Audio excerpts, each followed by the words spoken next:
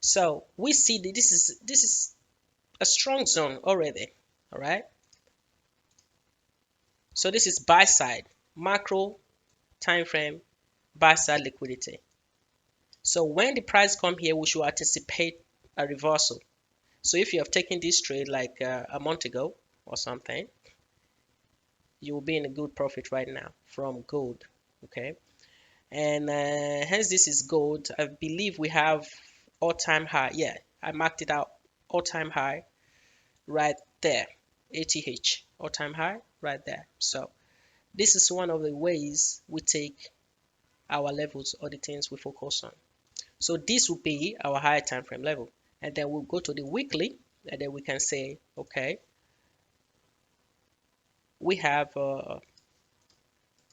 you should know this by now. We have the weekly levels, and then we have the daily levels. I'm just going to double click this, sorry, clone it, and then call one of them a daily.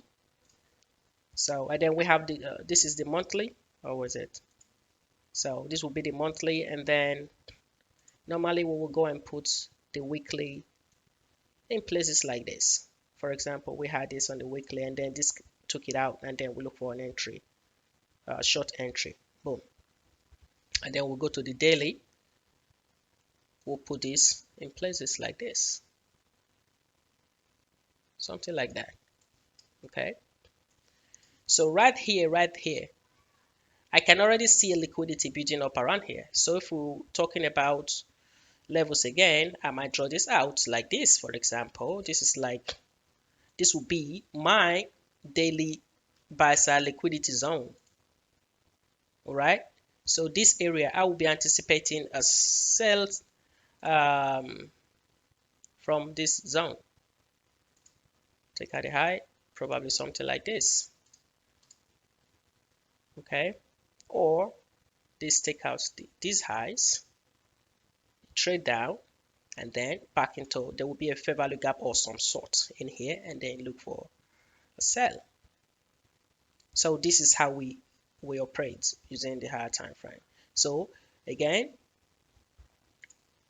higher time frame levels, these are the monthly level, and then the weekly levels. Okay, it will be like this set side right here, set side right here, you know, and as you can see, this weekly level was paused. Let me just move this down. If you need to this, you probably get confused if you haven't watched the other videos. So I suggest you go do that. Anyway, this is for mentorship students, so they already know what I'm talking about. So this weekly level, this weekly says I was paused here. So we got a retracement, not a reversal. I was talking about this earlier because one of my students was wondering what the difference between a reversal and a retracement. So I'm going to reiterate here. I'm going to repeat it. In other words, I'm going to repeat it. So when we came here to take out this set side on a weekly time frame, right? We took it out.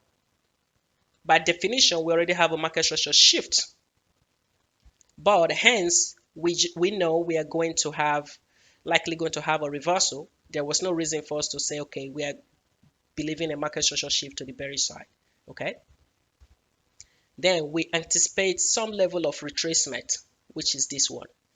And if you take this, let's see if we have an OT right there. Boom. Almost. Yeah, right there. Back into the ultimate trade entry, back again to take out this side. Now, why would we, in the first place, anticipate a further drawdown?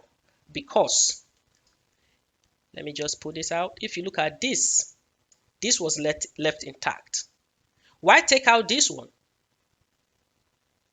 This was left intact. This was left intact. You only took out this one, making you think that, okay, you already took out sell side, that the business was done. No, it's not done. Why? Because we have this fair value gap that needs to, more or less, needs to be filled properly. So as I was watching, or if I was watching this rather, this will be my draw on liquidity. Okay. I did similar thing in 1 hour video that I just completed. That was more focused on reversal and narrative and stuff like that. So this will be my higher time frame draw on liquidity set side. Okay, let me go to the monthly and see. We do not have a fair value gap on the monthly, besides the fact that it is inside this monthly order block. So we have a macro order block right here, and then we have a weekly fair value gap. So now we're stacking. Again, I use this word stacking a lot. You have a monthly order block, which is this one, this doji, huge doji right here, which, by the way, is a macro proportion block. Okay, why is it a proportion block? We have an order block here, and we have this order block traded into it, and this becomes a proportion block. So hence we have a macro proportion block, and then inside of it we have a weekly fair value gap. So priority number one goes to this proportion block right here, because we are in an uptrend when this happened, or rather, and then priority number two goes to this fair value gap. Either or, but I will be counting my priority based on this fair value gap, to be honest, So set side taking, tap into fair value gap, I will be looking for my entry right inside of this spot. As we can see, we consolidated here. So those will be my higher time frame and draw on liquidity. So this is how I look for my draw on liquidity. So on the bullish side, I will be looking for this top to be taken. Okay, so let's go back to so these are my higher time frame levels. And also, I just answered the question locating doll. How do you locate your doll? You look for where price is anticipating to go. What will be your doll? Your draw on liquidity. Higher time frame draw on liquidity is here. Where? Why? That is the question. First you locate it, but why? We have a set side underneath here, or rather above it. So this will be your draw number one and your draw number two. So you anticipate that, okay, we're going to have a likely reversal here. Because on the weekly time frame, we could see this whole range as a consolidation. It's almost like a ping pong, kind of a weird ping pong. Went up there, came down here, went up here, came down here, and now it's going up there. And now that it has come up here, what is likely to happen? Are we going to come all the way here? It is possible. Why is this place a consolidatory sideways market? In comparison to this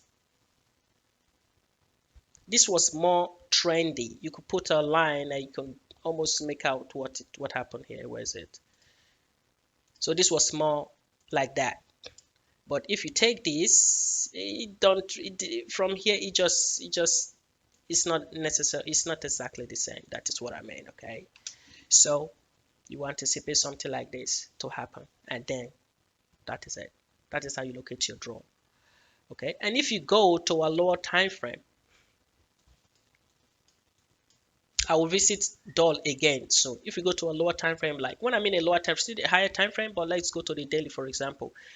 Here in this situation, in this particular situation, although since we talk this high here, this all-time high here, we seem to be coming down. I said it before to my group. I said, okay, I'm expecting a sell on gold since this inception of this high taken here. All right, so I'm kind of bearish. Why am I bearish? This is my doll. I believe I even have it up here somewhere. Bum, bum, bum, bum.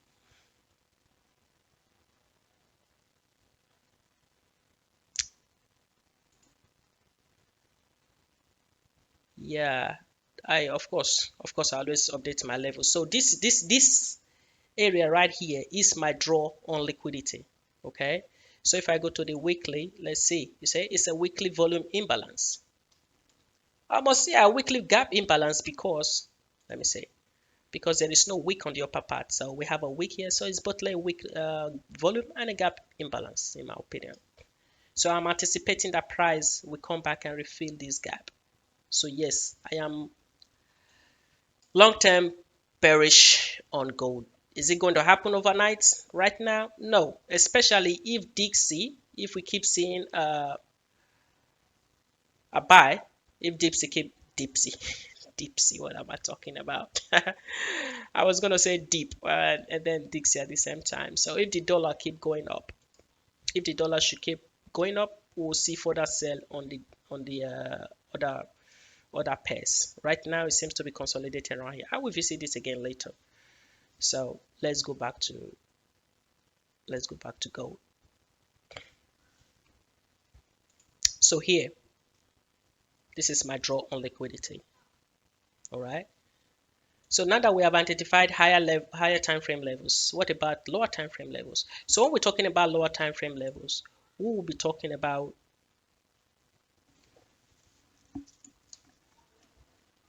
just have to clear this. I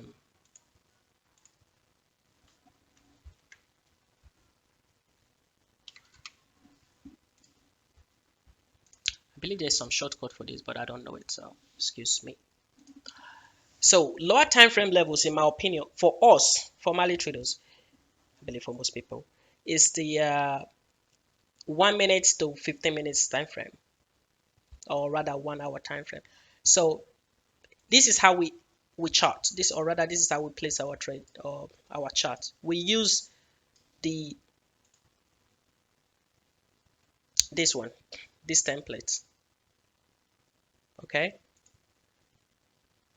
so this 6 window thing, and then we have the daily, and then we have the this is supposed to be 4 hour. So we have the daily, the 4 hour here, and then the 1 hour, and then 15 minutes, 5 minutes, and 1 minute. So these three down here are our lower time frame, or rather entry time frames. Okay, this and this are our higher time frame. Usually we only take levels for the weekly. We don't plot the weekly time frame on our chart. Okay, so these are the 6 time frames that we use. So to answer this question, lower time frame levels will be, we do not take it when we're taking levels, we do not take lower time frame levels. All right, so in this situation, as you see here, we have a folder called HTF, higher time frame levels, and then we have extra zones or Mali zones, Mali levels. All right, so if you go to SIVO, for example, you will see in this situation we call it the Mali levels, right? It's just where we put our consequent encroachment and all those other stuff. So we do not take lower time frame levels, only higher time frame levels. All right, because lower time frame levels are we use it as our entry levels. So that is what these are. So higher time frame versus lower time frame levels. Higher time frame levels are used like that. This we use higher time frame levels as a draw on liquidity, as I've just explained to you. Those as a draw on liquidity, as what the price is. This is what we use to measure where price is going to go. Bias. Okay, higher time frame is used for bias and trend, macro trend and macro analysis, where the big banks are focusing on. Lower time frame levels is used for retracement and intraday scalping and trade entries. Okay, so this is what lower time frame levels are. So importance of higher time frame levels. Now let's talk about the importance of higher time frame levels. Let me close this and this. So here we are on the weekly time frame. What makes these areas, okay, let me just pop this up. Higher time frame levels. What makes this, why is it important? Why would you take it? Okay, Again, remember, we're talking about the importance of higher time frame levels. Why is it important? All right, hold on a second. I'm just going to take a note here.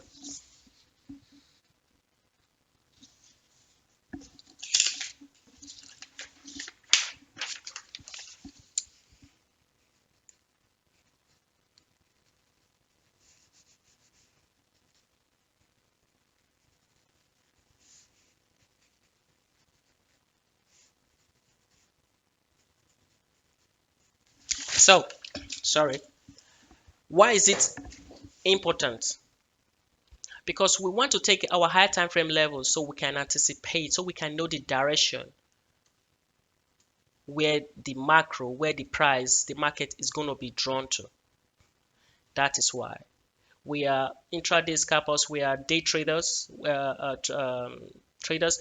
We are not scalping the 2 seconds or 2 minutes. I don't even know how to do that. I heard some people do it and they're pretty good at it. I don't know how that works. Okay, don't ask me. So we take our higher time frame levels, the daily and the weekly and monthly. In this situation, as here you can see, we took this and depending on what our bias is, we will trade accordingly. All right. So right now, I can see liquidity resting below here and I can see liquidity resting above here. However, do I think that the price is going to come up here right now? The chances are very slim. Why? We already look at this daily. Prior to this, let me move this just so it's clear. Let me start afresh. So on this day, this particular day, or rather, let me take this. Because the bias is kind of bearish, right? So I'm anticipating a lower prices.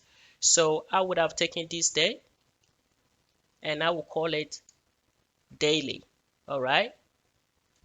So this is my higher time frame. Why is this important? Well, because hence I am anticipating for this is my drawn liquidity. So anything around here, I will be looking for a short. Okay. Can you long? Yeah, of course, you can long the retracement of this short, but this is my drawn liquidity. So my focus will be here. Okay, I'm looking for price to do whatever it does within this zone, this probably take out this and then eventually tap into here. So again, this is my draw on liquidity. I know draw on liquidity is towards the end. I'm going to focus more on it again later, but I am building I'm already answering this question already. Okay.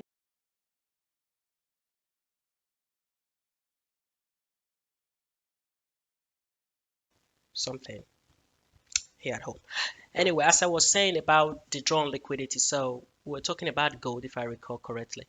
So this would be what I'm anticipating. This would be a potential scenario, all right, for gold.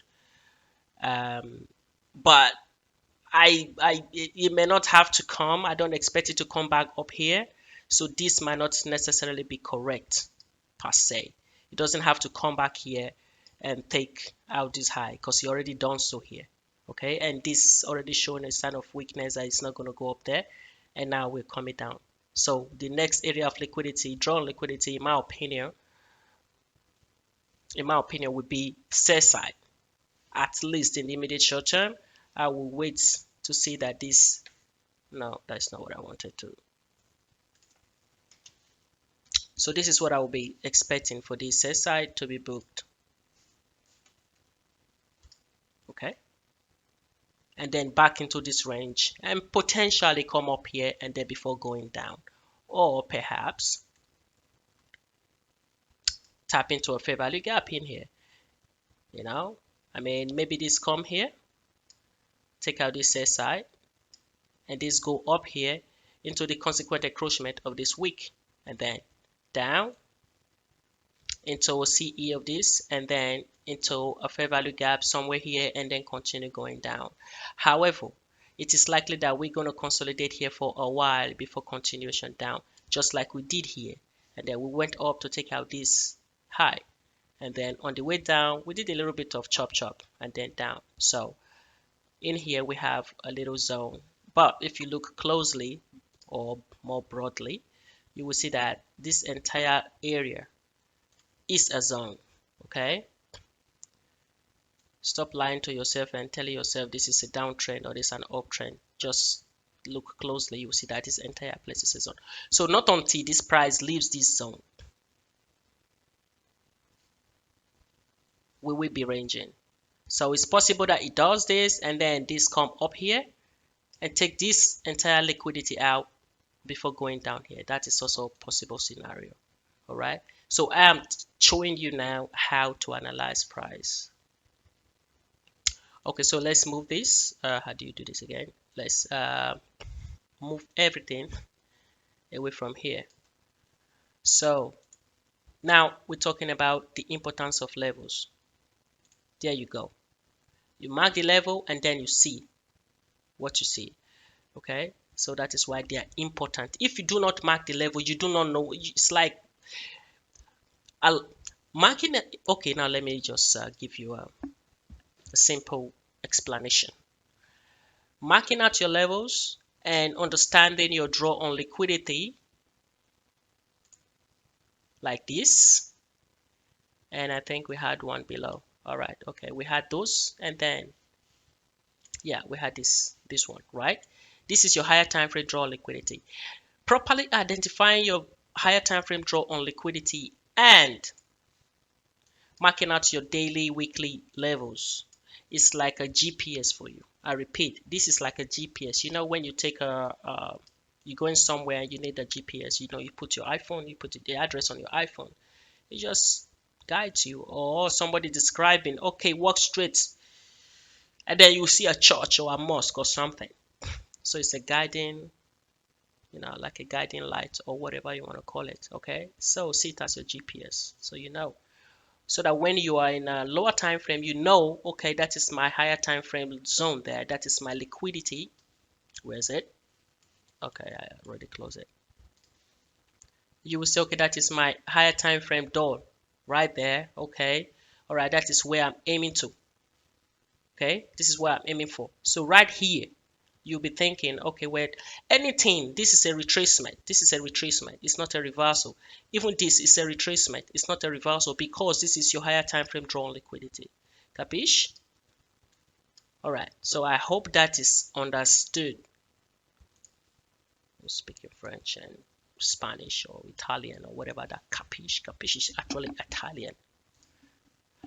All right, so now we have that importance of levels taken out. So now let's go to the entry time frame. How do we do that? How do we do that? So now let's see. On this day, right? So basically, this is how I look at it. When price gets to the let's just call it SRO zone, support and resistance zone, or you know, in this situation, my higher time frame zone. The next thing is for me to wait for market structure shift or some shift in structure, break of structure, market structure shift or something. And to do that, I will go to a lower time frame. So, okay, I can just use this for example. This is just a proper example. Now let's go to Dixie. This is something I was marking earlier for we were marking earlier. I was talking to my crew and then they were doing this, sharing it with a group. So we do a lot of these annotations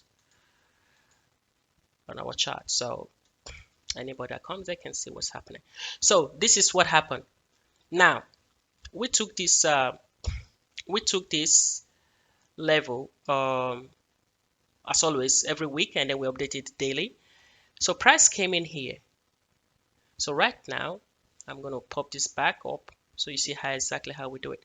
So here we can see that price touched our CE daily level, right? You feel this, or rather it crossed this imbalance right here and tapped here. So we'll be watching what is happening in the 4 hour and then in the 1 hour, and then in the 15 minutes. So let's go to the 15 minutes and see what we see. So this is how we go from higher time frame to a lower time frame. So it tapped on it and then it rejected fast. And then of course, since then we've been consolidating into this inside this zone. So for me, I'm not trading this zone. I'm not. But let's see what we could have done as price tapped into this. All right. So let's go to the 5 minutes time frame. Now, because price has tapped into a higher time frame zone, we will expect some level of retracement. At least, we do not say a total reversal yet. It doesn't have to be, but some level of retracement. Okay. So what we do is this.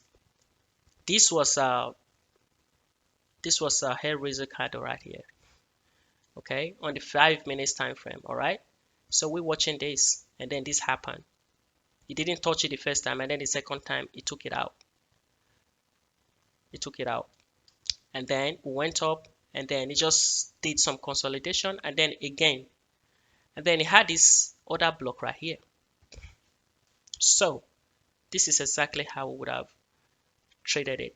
So this other block, we will note it. So if you are in my group, my mentorship, this is how you do your annotation.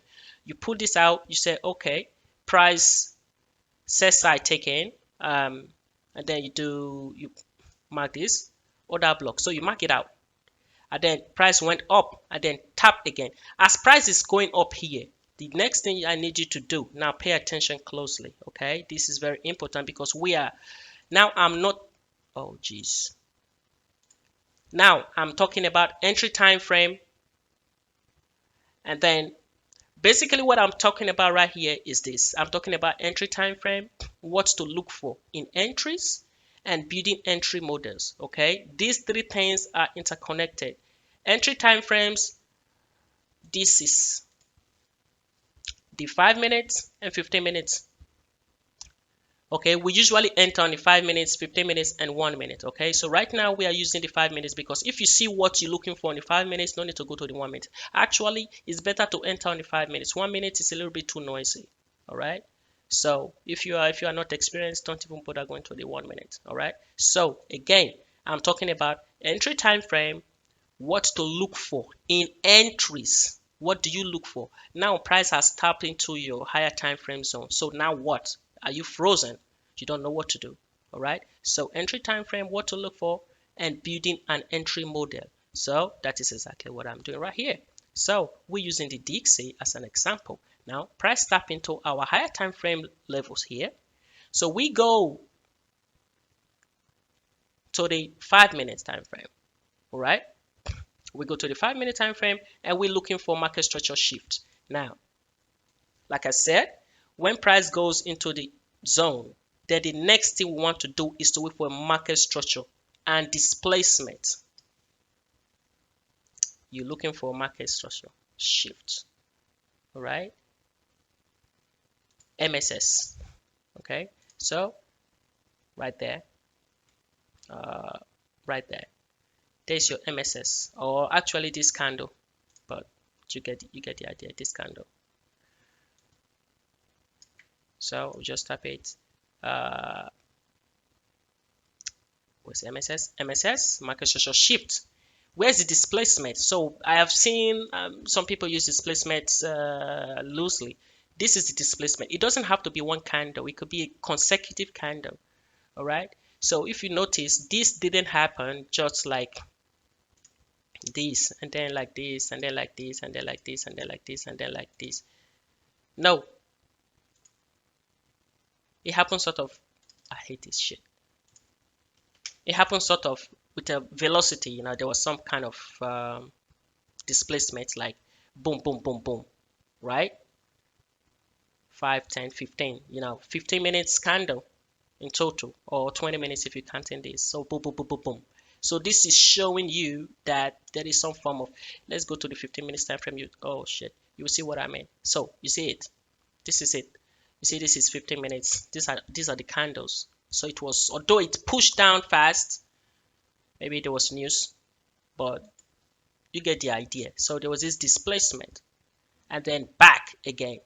This candle now is the order block, and then this tap into it. This becomes a proportion candle because if you look closely, it tapped right into the body of this candle. So if you look what happens later, this became a candle that propelled price away, like keeping price away, at least. Although it's still a consolidation inside this zone, I mean, you could still take the trade, you know, um, if all things equal, so to speak. However, how would I have traded this? Now, because we had this higher time frame level in here, we've tapped into it. We're taking sell side, all the sell side taken out, paused, liquidity, and macro time frame are macro bullish on the dollar anyway. Okay, so I will see at least I will anticipate some level of retracement here. So what we did is this: we take this, and then we got an OT zone. I think we there was something that was marked before. Okay, let me just remark it. If you take it from here to here, up there, so we have the ultimate trade entry. Even if you take it from this zone, you still have it here. Okay, so we just, for argument's sake, let's just take this whole level.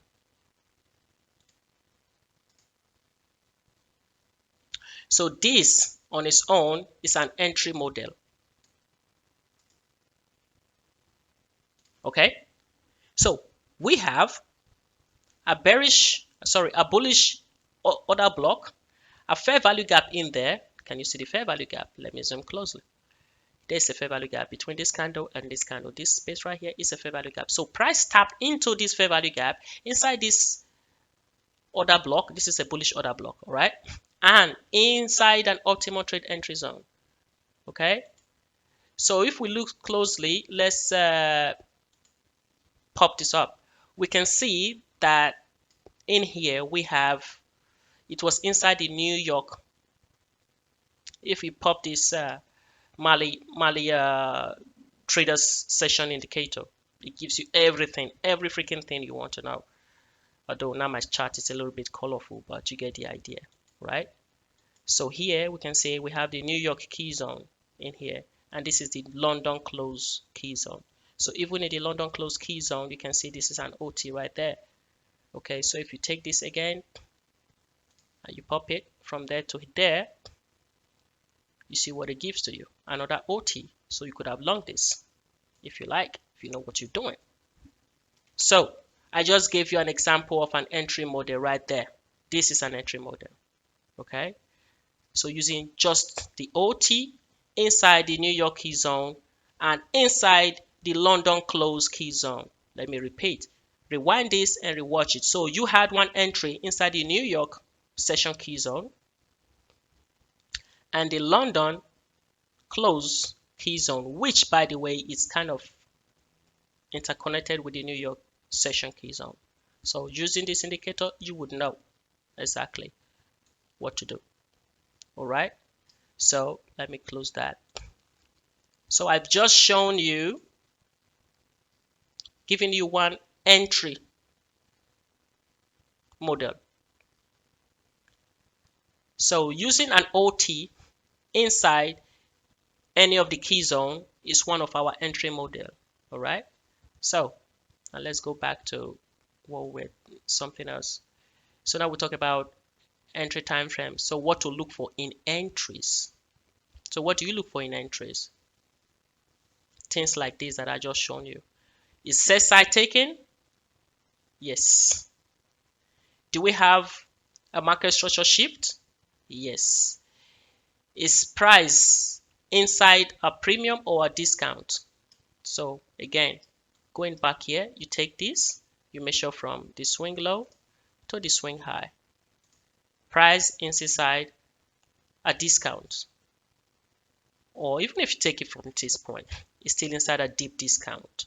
So you are buying it really cheap. Now, if assuming for whatever reason, price was, assume it was like this. Okay, now that's kind of stupid, but then don't buy from a premium zone. Okay, then no trade. Okay, so sell side taken, price tap, first price tap into a higher time frame zone, sell side liquidity taken, which is here. This is sell side taken, or this sell side, or the sell side liquidity pushed. Price tap into this higher time frame level here. Okay, and then price retrace. Was it showing a willingness to want to go up? Yes. How was it showing a willingness to want to go up? Because of this acceleration right here, this displacement to the upside. And then you feed this fair value gap.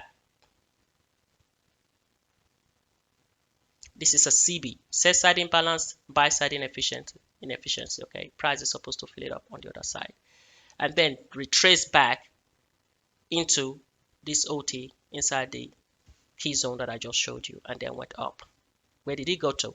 An old it went to this weekly consequent encroachment right there, and then dump again into another OT zone inside a discount. Again, you take from here. Here is price in discount. Yes.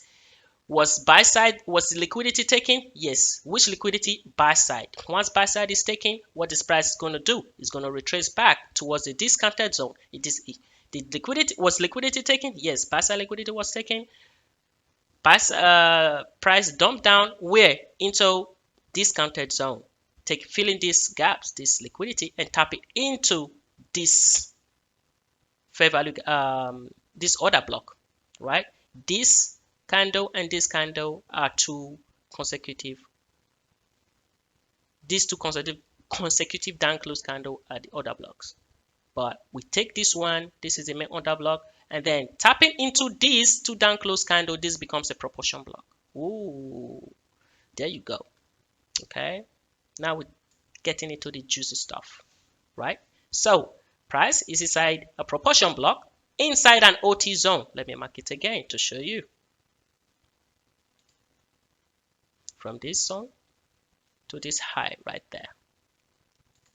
This is your OT right here inside this. This is your OT. So if I move this would be the OT. Okay.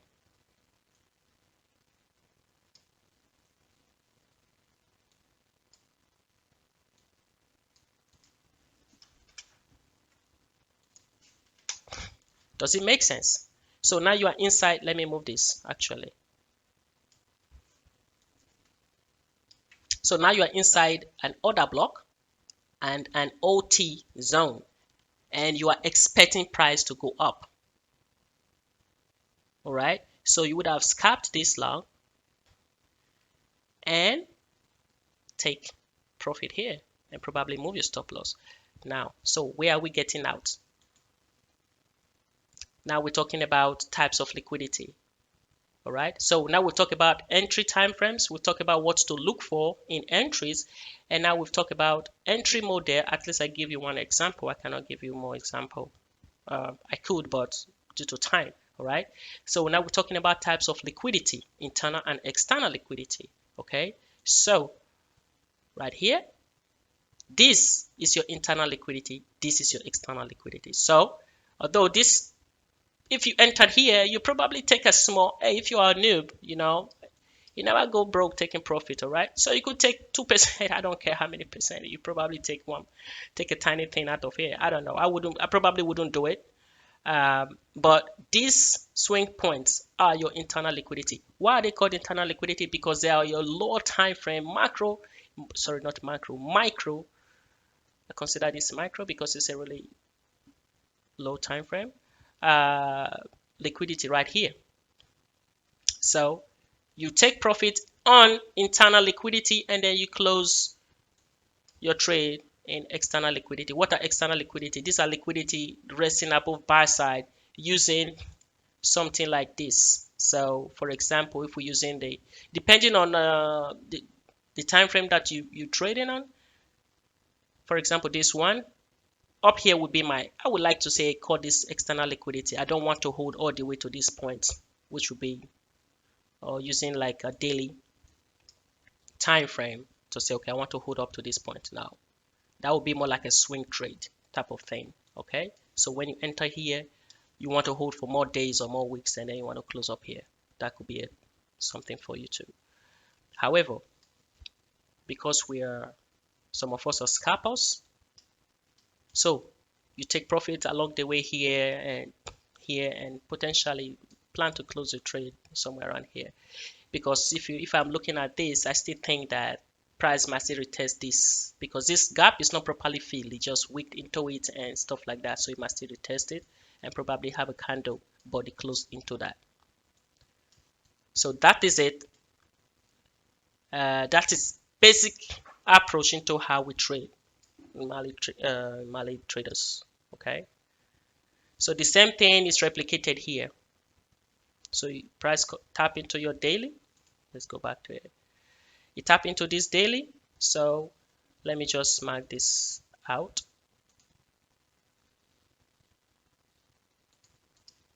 And we go to 1 hour time frame. We're using this. Where is it? This. I have to go back again. Sorry.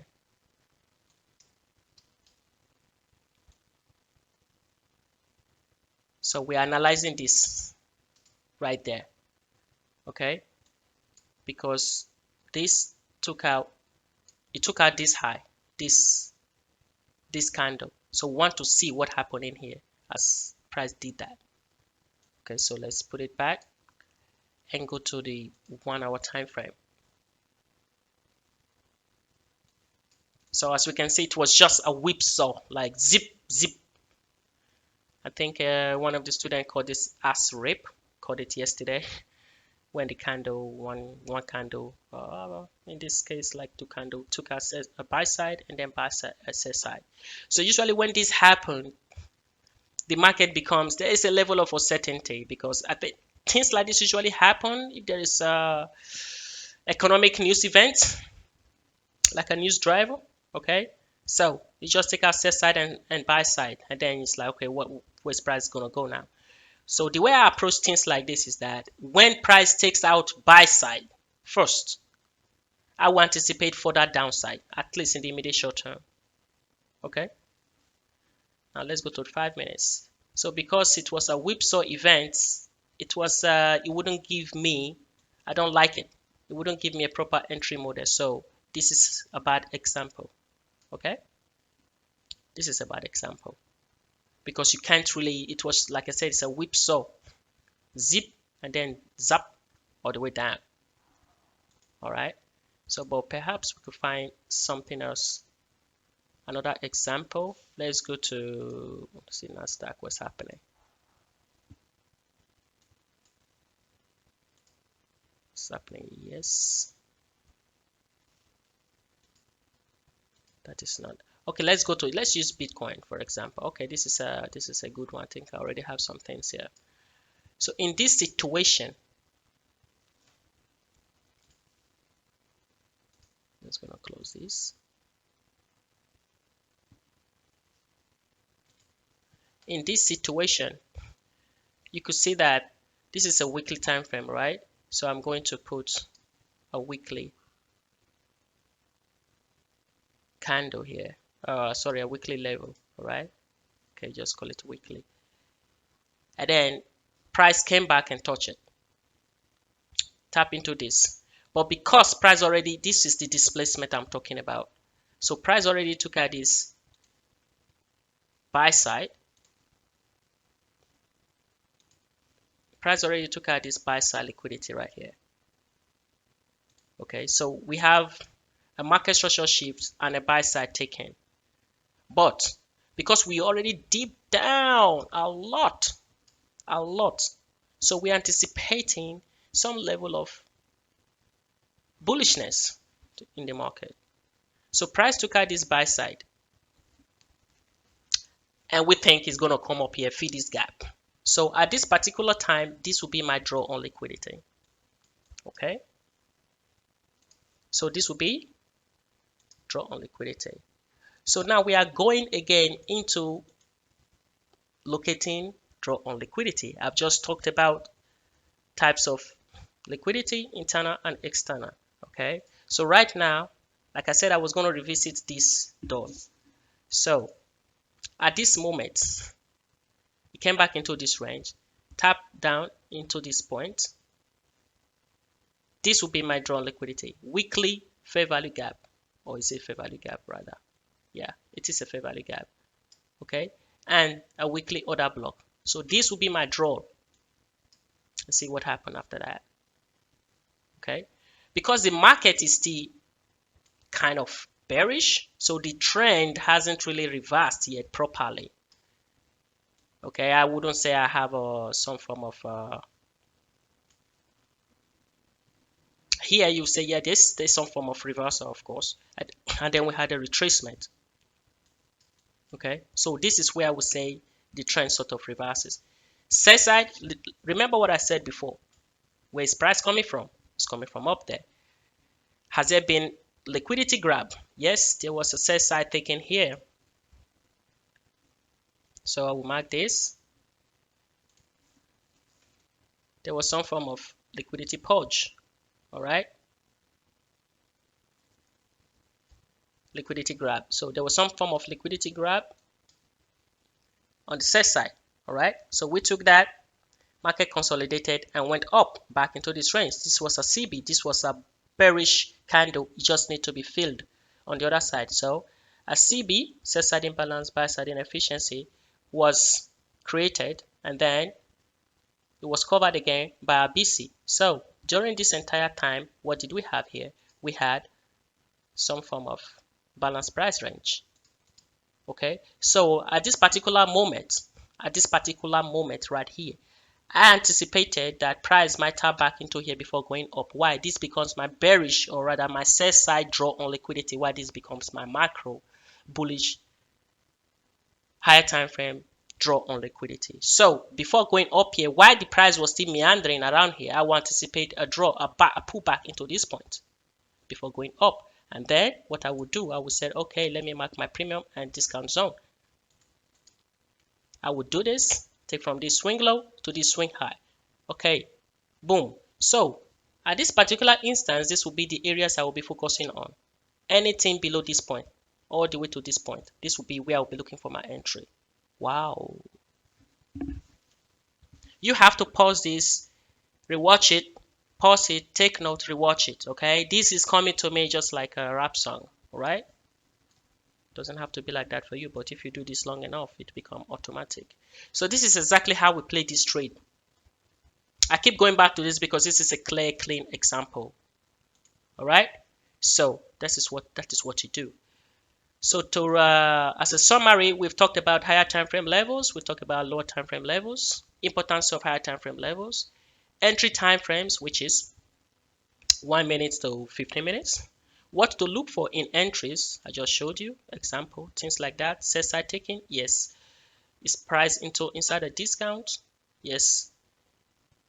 Do we have like order block, fair value gap that price need to fill or something? Yes. What is your narrative or your bias? Sell side taking, we anticipating some level of buy side to be taken next. So that is how you do that. Boom. We did that before on this. So some form of buy side to be taken. That is how we took this trade. So this is today. I didn't take any of all this trade. I didn't. So maybe some of you did. I don't know. I think some of my crew member did.